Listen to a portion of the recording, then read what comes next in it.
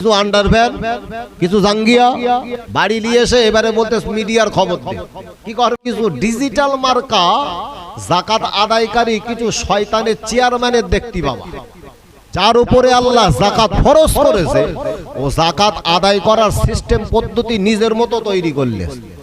যখন যাকাত আদায় করতে হবে তখন বড় বাজারে চলে গেল, ওখান থেকে কিছু শাড়ি, কিছু লুঙ্গি, কিছু আন্ডারভ্যান, কিছু জাঙ্গিয়া, ওগুলো কিনে নিয়ে আসলে বাড়ি নিয়ে এসে এবারে বলতে মিডিয়ার খবর দে কি করবে।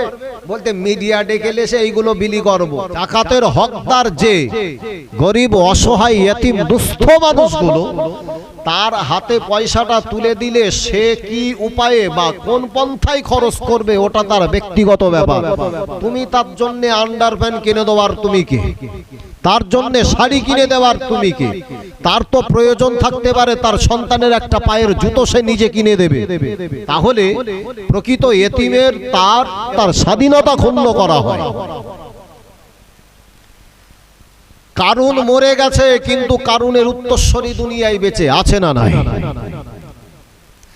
আমার ভাইয়েরা, জওয়ানেরা, যুবকেরা, মুরব্বিয়ানগণেরা, আল্লাহ নবী মুসা আলাইহিস সালাম, আল্লাহ নবী মুসা আলাইহিস সালাম কারুনকে একদিন ডেকে বলছে, কারুন, আল্লাহ পাক রব্বুল আলামিন আল্লাহ তাআলা দুনিয়ার জমিনে তোমার যে সহায় সম্পত্তি টাকা পয়সার মালিক বানিয়েছে, ওরে কারুন, তোমার সম্পদের সমস্ত সম্পদ থেকে আল্লাহ পাকের উদ্দেশ্যে গরিব এতিম অসহায় মিসকিনদের ভিতরে তোমার সম্পদ থেকে কিছু অংশ দান করে দাও।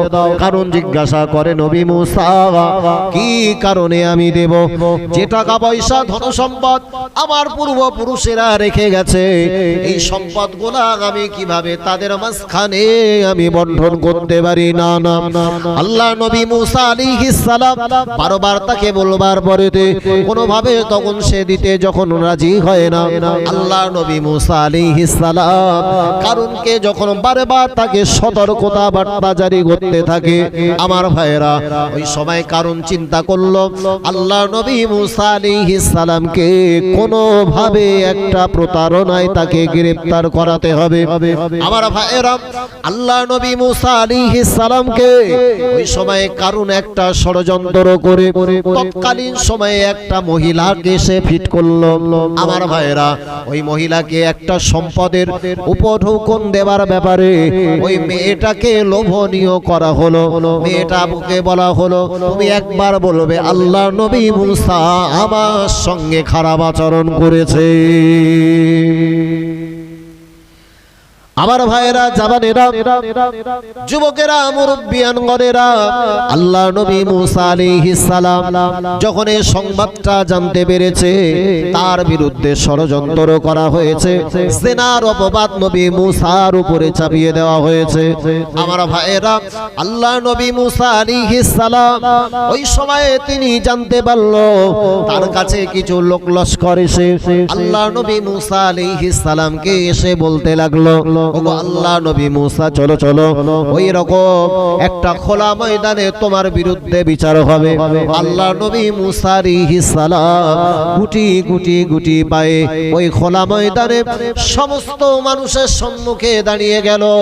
আল্লাহ নবী মুসা আলাইহিস সালামের বিরুদ্ধে এবার মহিলাটা আল্লাহ নবী মুসা আলাইহিস সালামের বিরুদ্ধে বলতে লাগে, আপনি আমার সঙ্গে খারাপ আচরণ করেছেন। নবী মুসা আলাইহিস সালামের তো মহিলাটার দিকে তাকিয়ে হতবাক হয়ে গেলেন, এই মহিলাটা তো আমি জীবনে কোনোদিন দেখিনি। আল্লাহ নবী মুসা আলাইহিস সালাম সমস্ত জনসম্মুখে যখন দাঁড়িয়ে রইল, ওই সময় লক্ষ্য করে দেখা গেল, আমার ভাইয়েরা, আল্লাহ নবী মুসা আলাইহিস সালাম যখন তাকে বলতে লাগলো, মহিলা, একটা বার আল্লাহকে তুমি কি ভয় করো না? তুমি